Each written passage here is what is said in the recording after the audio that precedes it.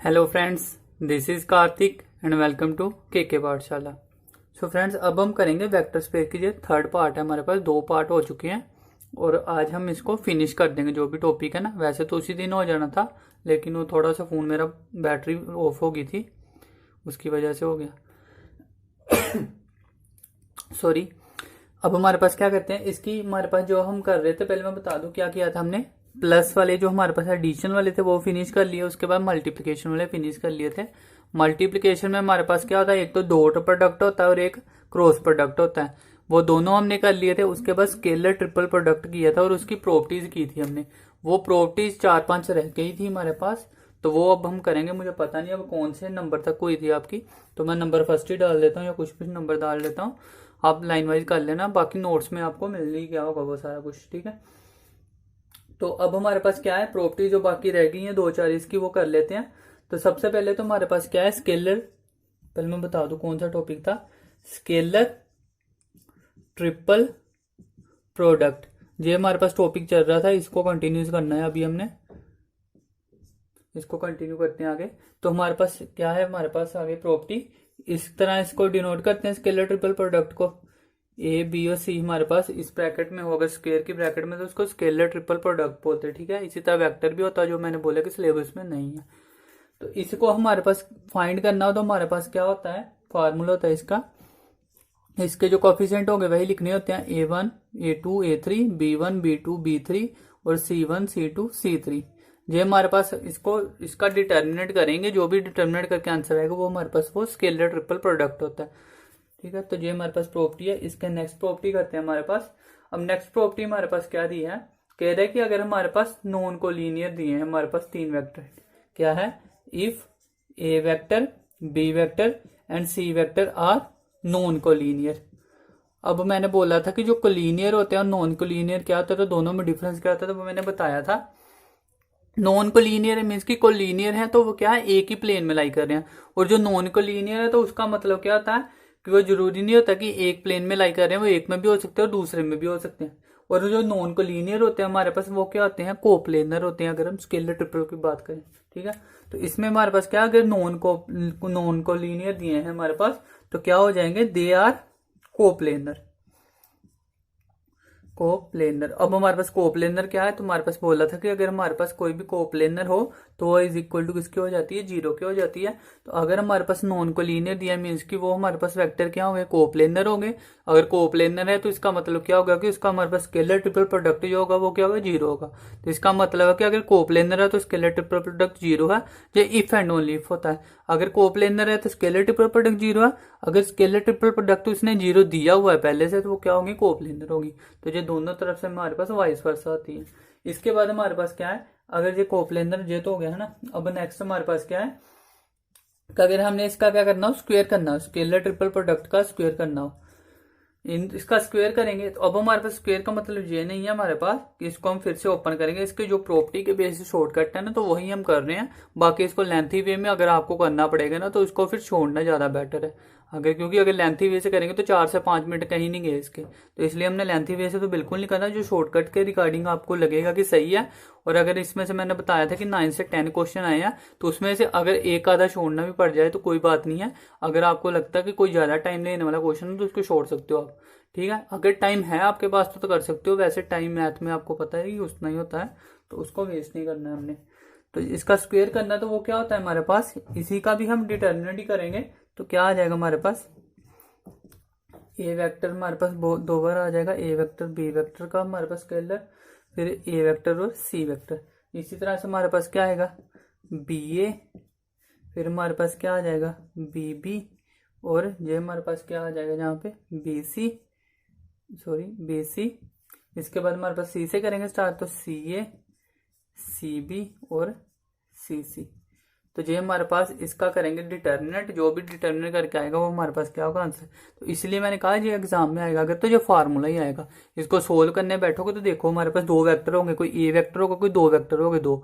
उन दोनों को मल्टीप्लाई करेंगे, उसका आंसर ये आएगा। फिर दूसरों का मल्टीप्लाई करेंगे, तो 9 बार जब हमारे पास मल्टीप्लाई करना पड़ेगा तो कितना टाइम लगेगा उसमें। तो इसलिए इसको छोड़ देना ही बेटर होगा। अगर फार्मूला आ जाए सीधा सीधा कि ये दिया है हमारे पास तो इक्वल टू इसके, तो इसलिए मैंने कहा कि प्रॉपर्टी याद रख लो। हो सकता है कि वो फार्मूला 1 नंबर में पूछ ले, क्योंकि क्योंकि मोस्टली होगा तक बच्चों को जो बुक्स में नहीं दिया हुआ था मोस्टली चीजें, ना ही आपके आते हैं एनसीईआरटी में मोस्टली, मीन्स की जो डीप जो प्रॉपर्टीज है सारी जगह नहीं मिलती हैं। तो इसलिए मैंने कहा कि इसको ऐसे याद रख लो कि प्रॉपर्टी हो सकता है कि 1 नंबर की पूछ ले।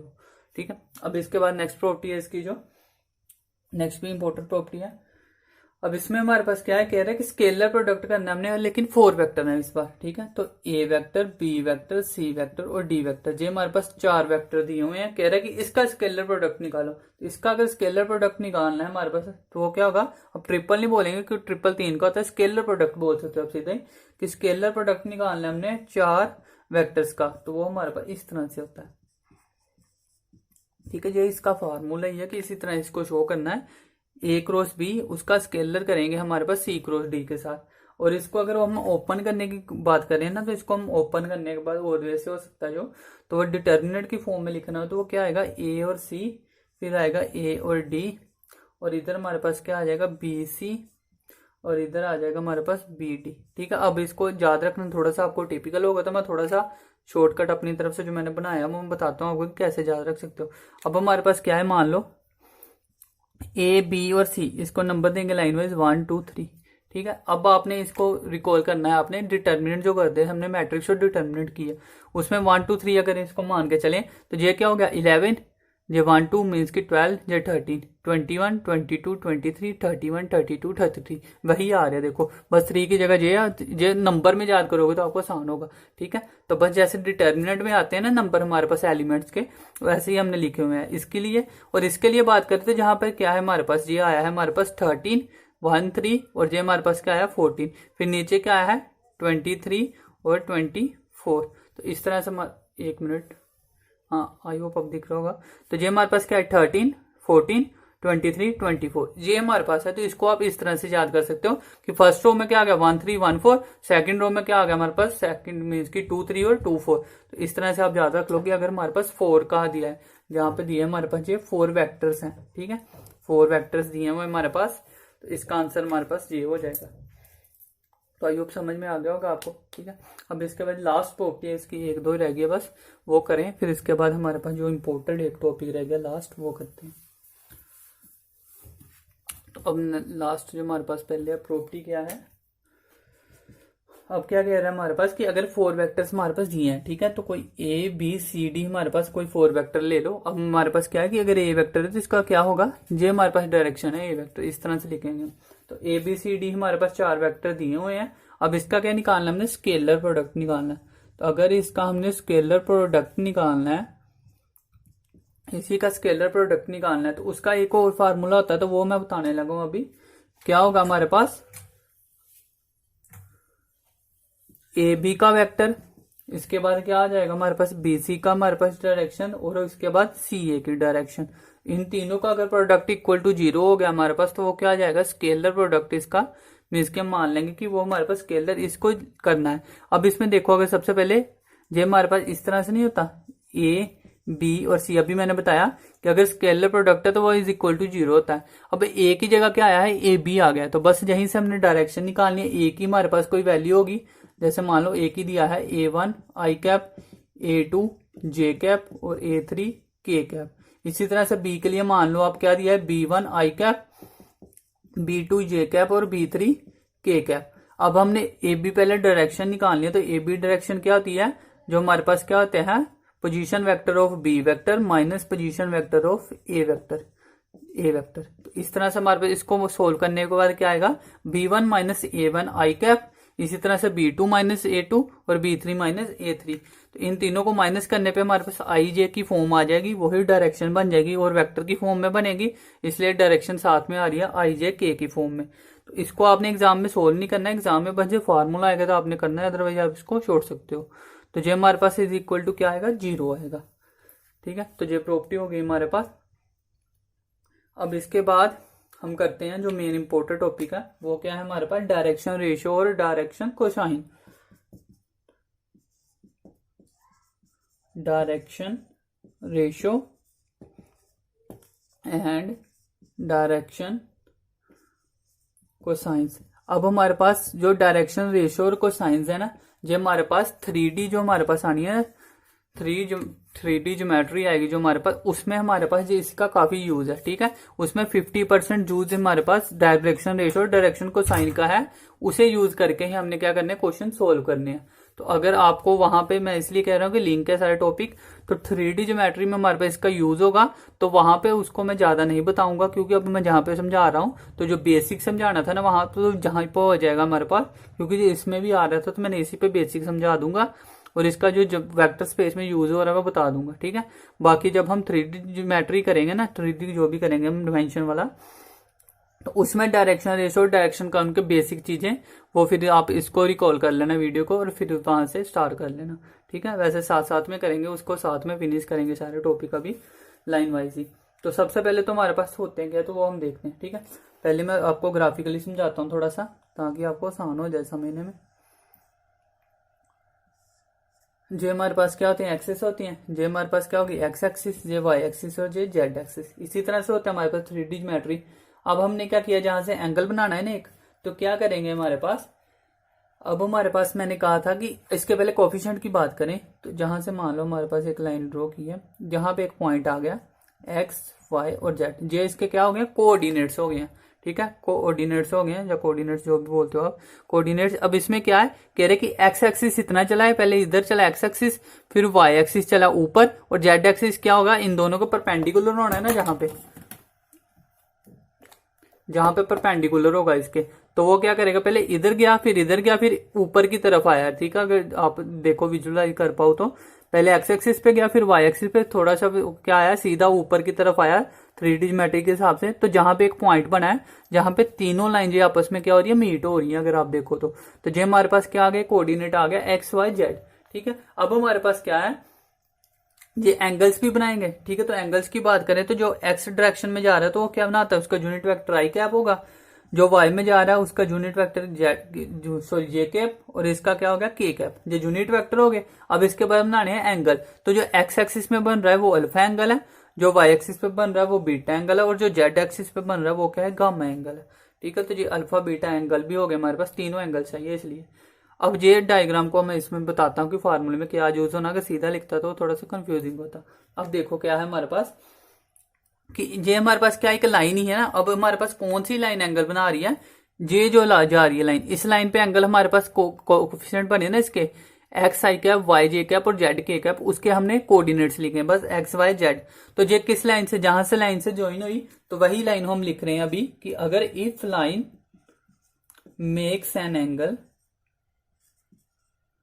If line makes angle alpha beta gamma, angle कौन से बना रही है, अल्फा बीटा और गामा, ये एंगल बना रही है, ये तीन एंगल बना रही है विद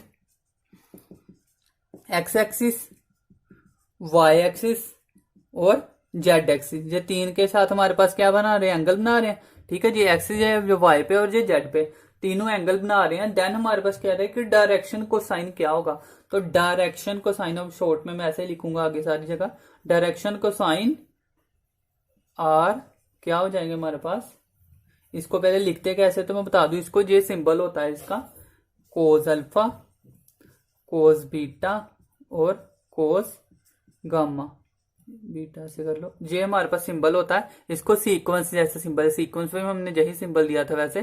तो ये हमारे पास डायरेक्शन को साइन, या डायरेक्शन रेशो वैसे को साइन के लिए होता है। तो डायरेक्शन के साइन को, सिंबल को हमने जो क्या नोटेशन होती है जो इसकी, वो हमारे पास इस तरह से होती है, ठीक है। इस तरह से हम इसको कर सकते हैं। अब हमारे पास क्या होता है इसकी, अब आएंगी थोड़ी सी प्रॉपर्टीज होती हैं, तो वो प्रॉपर्टीज याद करनी है हमने। इसको थोड़ा सा कर लेते हैं अब, ताकि आपको सिंपल वे में समझ आ सके, साफ साफ लिखा हुआ, ठीक है। तो अब हमारे पास सबसे पहले अगर प्रॉपर्टीज की बात करें, फर्स्ट प्रॉपर्टी की बात करते हैं, या फार्मूला या कुछ भी कह लो। अब हमारे पास पहले हमने क्या किया, डायरेक्शन को साइन किया ना मैं आपको, तो डायरेक्शन के साइन जो हमारे पास लिखा था मैंने, कोस अल्फा, कोस बीटा और कोस गामा, ये लिखा था ना। अब इसी को हमारे पास लिखने का एक और वे होता है, एल एम और एन। अब इसका मतलब क्या कि L equal to cos alpha है, M equal to cos beta और N equal to cos gamma है, ठीक है। अगर हमने शॉर्ट में मीन्स की जल्दी में लिखना हो तो इसलिए उन्होंने नोटेशन दे दिया कि कोज अल्फा की जगह एल है, एम और एन, ठीक है। तो ये नाम उसको दे दिए, जे लिखो या जे लिखो दोनों सेम बात है। अगर एल आया है तो मीन्स की वो हमारे पास कोसाइन नहीं दिया है। अदरवाइज इसके अलावा और कुछ एबीसी आ जाए ना तो वो हमारे पास क्या होगी, ऐसे वो डायरेक्शन रेशो होगी, ठीक है। जे कोसाइन है, कोसाइन के लिए हमारे पास जो फिक्स पॉइंट है एल एम एन, ठीक है।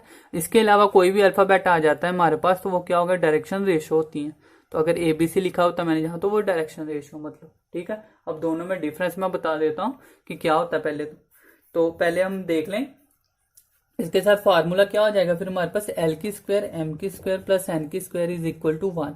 तो ये हमारे पास मोस्ट इंपोर्टेंट फार्मूला जो आपने याद रखना है। अब एल की जगह मैंने कहा कि जे होता है तो एग्जाम में जे भी आ सकता है, कोस की स्क्वायर अल्फा, कोस की स्क्वायर बीटा और कोस की square gamma is equal to 1। तो अगर कोस में आए या इसमें आए तो दोनों सेम बात है, ठीक है। अब लिखने की जरूरत नहीं, मैंने बता दिया आपको, तो वो लिख लेना अगर लिखना होगा आपने तो। अब सेकंड करते हैं। सेकंड हमारे पास प्रॉपर्टी क्या है। अब पहले हम क्या करते हैं, डायरेक्शन रेशो बताता हूँ कि कैसे होता है। तो डायरेक्शन रेशो निकालनी हो तो रेशो का मतलब क्या है। अब इसको रिलेट पता किससे करना है आपने, एक मैंने करवाया आपको स्केलर और एक मैंने करवाया आपको वेक्टर। अब जो स्केलर को जब भी रिलेट करना है तो उसको डायरेक्शन रेशो के साथ करना है, और जब भी वेक्टर को करना है तो उसको डायरेक्शन कोसाइन के साथ रिलेट करना है, ठीक है। तो इसका मतलब क्या होगा कि जो हमारे पास स्केलर होगा वो मैग्नीट्यूड होता है, उसकी डायरेक्शन नहीं होती, आई जे कैप की फॉर्म नहीं होती। तो डायरेक्शन रेशो की भी पॉइंट्स होंगे, उसका आई जे कैप जो हमारे पास होती है वो डायरेक्शन नहीं होगी। वेक्टर की हमारे पास देखो आएगी हमारे पास एल एम एन, तो ये एंगल्स आए हैं इसके साथ आई कैप आ सकता है, ठीक है। तो ये चीज याद रखनी है। तो अब हमारे पास जो डायरेक्शन रेशो आएंगी वो किस में आएंगी, पॉइंट याद रखने की, वो पॉइंट होते हैं एक, ठीक है। वो सिर्फ हमारे पास पॉइंट होते हैं। तो डायरेक्शन रेशो निकालने के दो पॉइंट्स को हम ज्वाइन करने पे होता है, ठीक है। तो डायरेक्शन रेशो ज्वाइनिंग पॉइंट जो जनरल दिए हुए हैं ना उसी को लिखूंगा मैं, जो सभी जगह यूज होते हैं, x2 y2 और z2, ठीक है। ये हमारे पास दो पॉइंट है। तो इसकी अगर हमने डायरेक्शन रेशो निकालनी है तो वो क्या बन जाएगा पॉइंट हमारे पास, x2 minus x1, y2 minus y1 और z2 माइनस z1। अब इसको सोल्व करने के बाद जो आंसर आएगा हमारे पास वही हमारे पास आंसर होगा, जिसको हम जनरल लिखना अगर हमारे पास तो इस तरह से लिख सकते हैं ABC। जैसे मैंने जहां बताया कि एल एम एन है तो वो कोसाइन है, अदरवाइज कोई भी अल्फाबेट हो तो वो हमारे पास क्या है, डायरेक्शन रेशियो है। अब डायरेक्शन रेशियो से हम डायरेक्शन कोसाइन बना सकते हैं। तो वो कैसे बना सकते हैं, हम क्या कर सकते हैं, कन्वर्ट कर सकते हैं डायरेक्शन रेशियो को डायरेक्शन कोसाइन में। तो कैसे करना है हमारे पास तो वो बता दूंगा पहले आपको। थर्ड हमारे पास क्या करना है, कन्वर्ट करेंगे डायरेक्शन रेशियोस को टू डायरेक्शन कोसाइंस में। अब कैसे करेंगे, जे हमारे पास डायरेक्शन रेशियो है तो क्या करते हैं हम, एलिमेंट जो भी है हमारे पास ए बी और सी उसी को वैसे ही लिखते हैं और नीचे क्या कर देते हैं उस पूरे का वैल्यू का मैग्नीट्यूड। तो मीन्स की क्या आ जाएगा, ए की स्क्वायर प्लस बी की स्क्वायर प्लस सी की स्क्वायर, सेम इधर ए की स्क्वायर बी की स्क्वायर प्लस सी की स्क्वायर और सेम वैल्यू आएगी इधर ए की स्क्वायर बी की स्क्वायर और सी की स्क्वायर। तो ये हमारे पास क्या बन जाएगा, डायरेक्शन कोसाइन बन जाएगा। अगर सिंपल करें तो ये डायरेक्शन रेशियो है, इन तीनों का हमारे पास क्या किया, मैग्नीट्यूड किया, उसका स्क्वायर रूट कर दिया और डिवाइड कर दिया उसके साथ, तो क्या बन गया डायरेक्शन कोसाइन। तो आई होप सबको समझ में आ गया। अगर ये एग्जाम में क्वेश्चन आता है तो इसलिए आपको ये चीज याद होनी चाहिए। दो पॉइंट दिए होंगे तो डायरेक्शन रेशियो निकालनी है तो सेकंड में से वन, जैसे हमने क्या किया था वेक्टर में अभी बताया था ना मैंने कि क्या करते थे, पी क्यू वेक्टर, तो क्यू में से पी को माइनस करते थे, बस उसमें क्या आता था, आई जे के आता था। लेकिन रेशियो हमारे पास क्या होती है, पोजीशन वेक्टर नहीं होता वो, सॉरी स्केलर होता है वो, तो इसलिए इसमें आई जे नहीं आएगा, सिर्फ हमने पॉइंट लिए।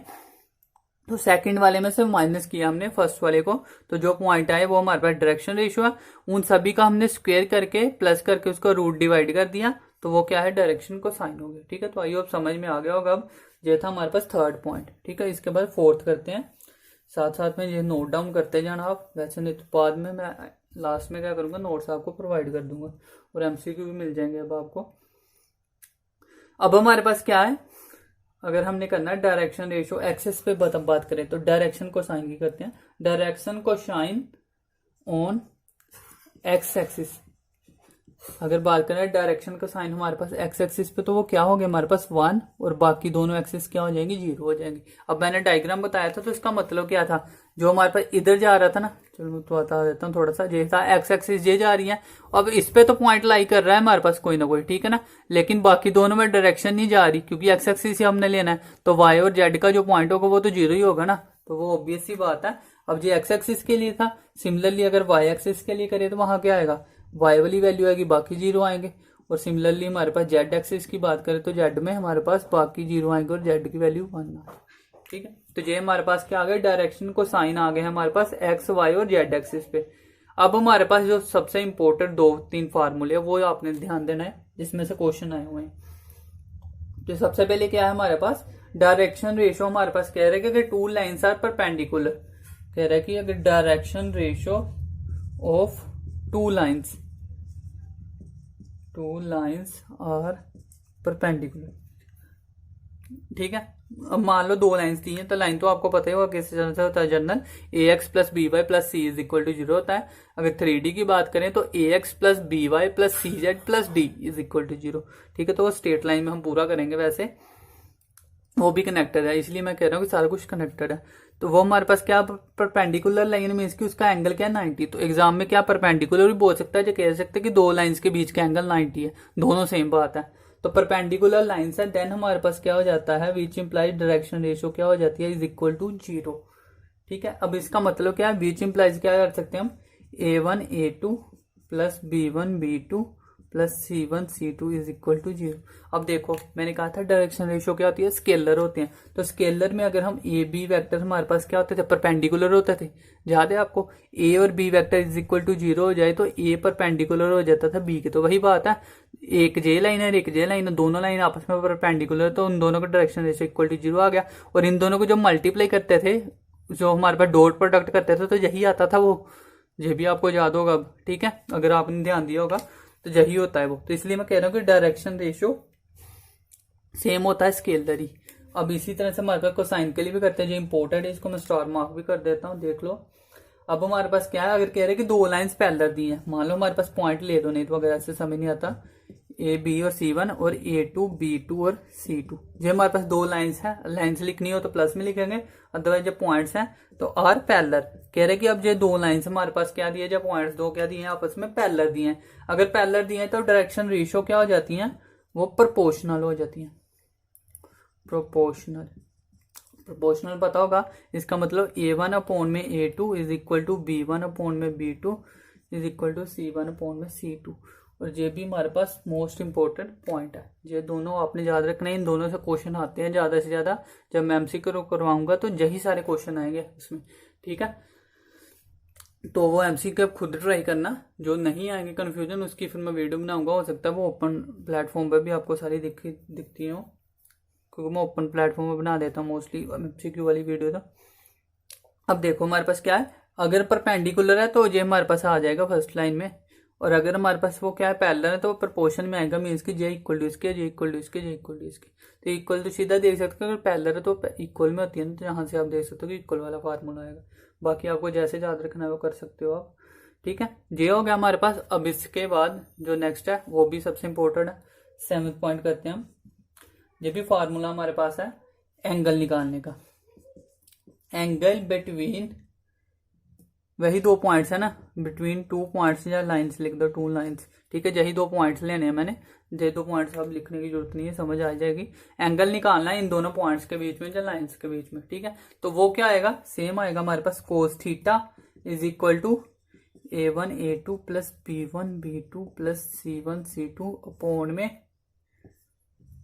A1 का स्क्वायर A2 का स्क्वायर प्लस A3 का स्क्वायर इधर क्या आ गया, B1 का स्क्वायर प्लस B2 का स्क्वायर और B3 का square.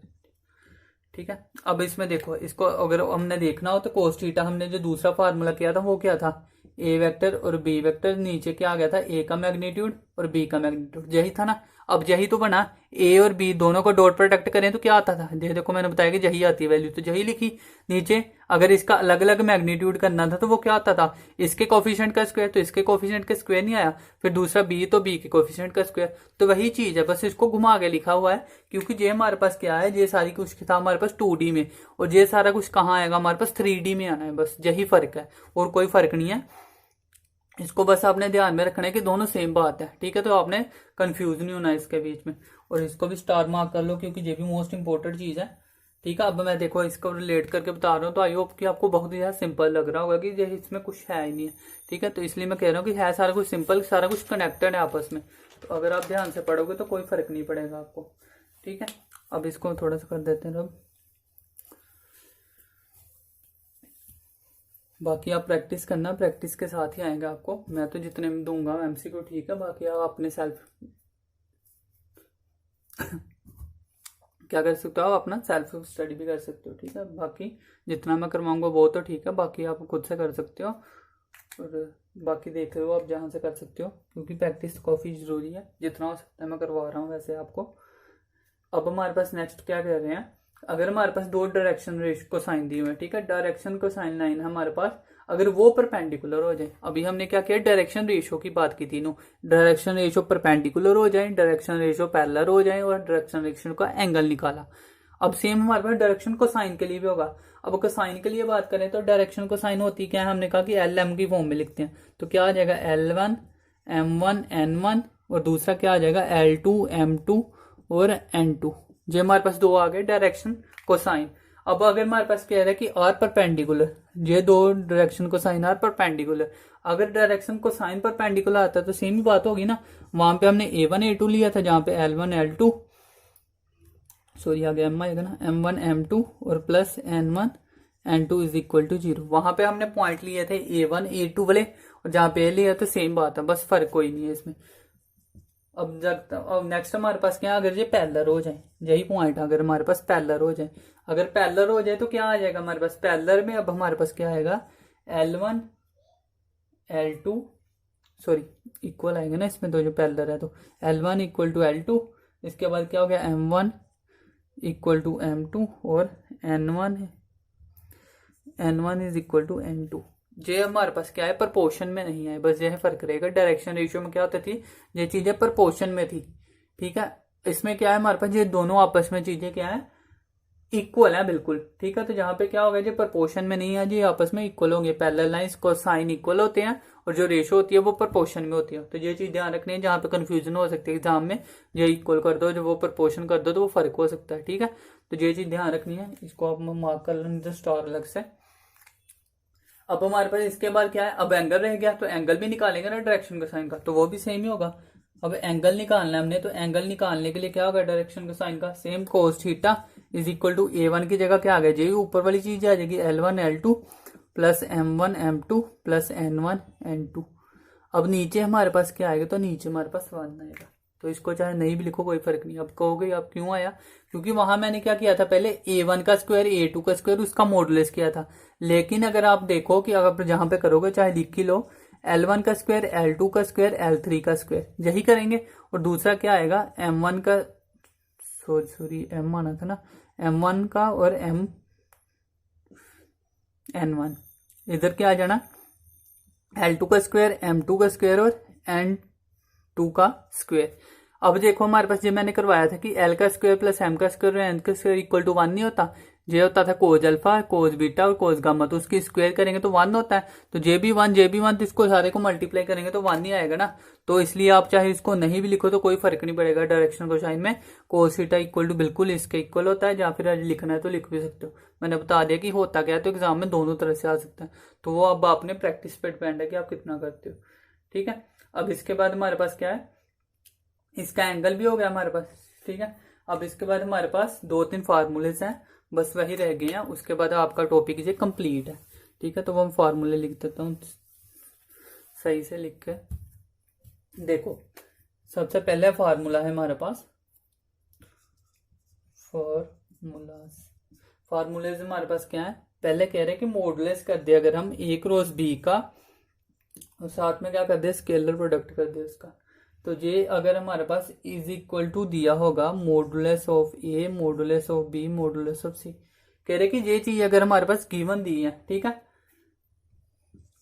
If AB is equal to BC is equal to CA, ठीक है। तो ये हमारे पास दिया, कह रहे कि अगर ये इक्वल टू इसके दिया है, इफ वैसे जहां लिख लो नहीं तो लिखना है, तो इफ ये दिया है तो विच इंप्लाइज हमारे पास ये होगा कि अगर ये हमारे पास वैल्यू इक्वल टू इसके दी है, जो एग्जाम में आपको दिया होगा कि ये वैल्यू इक्वल टू इसके, और आंसर में कहेगा कि ये इक्वल है नॉट इक्वल है, या और कुछ लिख देगा कुछ भी, एक तो ये होता है। और देखो एक इसमें क्या चीज आ सकती है, ये दोनों क्या है स्केलर प्रोडक्ट नहीं हो रहे, तो ये क्या हो रहा है ए का बी के साथ, बी का सी के साथ और सी का ए के साथ, तो एक दूसरे के साथ कनेक्टेड है, तो ये क्या है म्यूचुअली नहीं है अपने एक दूसरे के साथ, तो इसलिए इसको और क्या लिख सकते हैं, और A B C are mutually perpendicular. Perpendicular क्यों आया? क्योंकि इसका हमारे पास क्या होता था, ए बी दोनों का स्केलर प्रोडक्ट इक्वल टू 0 होता था। ठीक है, जहां भी इक्वल टू 0 लिख लो आप, ताकि कंफ्यूजन ना हो कोई। अब जे इक्वल टू 0 होता है तो 0 के लिए हमारे पास स्केलर का क्या हो जाता है, परपेंडिकुलर। लेकिन ये एक होती तो तब होता था तीनों ही आपस में क्या कनेक्टेड 0 है, तो वो क्या हो गए, म्यूचुअली परपेंडिकुलर हो गए। तो ये फार्मूला इंपॉर्टेंट है, आई थिंक एग्जाम में जो आया भी है, क्वेश्चन नहीं भी आया सॉरी, तो मोस्ट इंपॉर्टेंट क्वेश्चन है, आ सकता है, तो इसको आपने ध्यान में रखना है। इसके बाद नेक्स्ट बात करें, नेक्स्ट पॉइंट है ए वेक्टर और बी वेक्टर का स्केलर करें, वो इक्वल टू किसके आ जाए, ए वेक्टर और सी वेक्टर के। अगर ये दोनों आपस में इक्वल आ जाए, और ये एग्जाम में दिया हुआ आंसर, विच इम्प्लाइज आइदर क्या हो रहा है, ए वेक्टर परपेंडिकुलर हो जाएगा B vector minus C vector के, या और बी वेक्टर इक्वल टू होगा सी वेक्टर की। अब एग्जाम में क्या दिया हुआ है आपको, एग्जाम में आपको मैं बता दूं कि जे हमारे पास जो एग्जाम में क्वेश्चन आया हुआ 2016-17 किसी में आया, वो पक्का नहीं मुझे पता, एक में आया हुआ है, और उसमें दिया क्या हुआ आपको, उसमें जे भी ऑप्शन दिया हुआ है, उसने आइदर कहा ना, उसने जे भी ऑप्शन दिया हुआ है, जे भी ऑप्शन दिया हुआ, लेकिन बोथ ऑप्शन नहीं दिए हुए कि जे ए दे दो जे बी दे दो, और सी में बोथ नहीं दिया हुआ और कोई ऑप्शन दिया है। तो अब जे तो क्या हो, उसने बोला कि या तो जे सही होगा या जे सही होगा, ठीक है ना। अब हमारे पास अगर उसने क्या दोनों ही दे दिए, तो जहां तो आइदर और करके ऑप्शन देता तो फिर ठीक होना था। इसलिए जो एग्जाम में है ना, वहां पे उसको ग्रेस मार्क्स मिला, क्योंकि क्वेश्चन गलत तरीके से आंसर दिए हुए उन्होंने, ऑप्शन गलत दिए हुए हैं। ठीक है, तो क्या आएगा, जहां तो अगर हमारे पास दोनों में ए तो आ ही रहा है, बी एक्स्ट्रा आ रहा है ना, इधर भी बी हुआ इधर सी हुआ, तो ये डॉट है। ठीक है, ध्यान रखना, A dot B equal to A dot C दिया है, तो जो कॉमन पॉइंट है ए, तो ए परपेंडिकुलर हो जाएगा दोनों के माइनस के, जहां वो दोनों क्या होंगे, आपस में इक्वल होंगे। ठीक है, तो ये हमारे पास चीजें होती है। अगर ऐसे समझ नहीं आता तो आपको ये भी बता दूं, जब परपेंडिकुलर होता है तो इसका डॉट प्रोडक्ट क्या होगा, डॉट प्रोडक्ट इसका 0 होना था, यही मतलब होता है ना इसका 0। तो ये कल 0 है तो ये ए भी उधर जाके 0 हो गया, तो जहां से क्या होगा, B vector equal to C vector हो गया। तो इस तरह से जब बनता है, ये भी चीज मैंने अभी बता दी आपको। ठीक है, इधर तो इधर जहाँ तो ये ठीक होगा, जहाँ जे ठीक होगा। तो आई होप आपको समझ में आ गया होगा।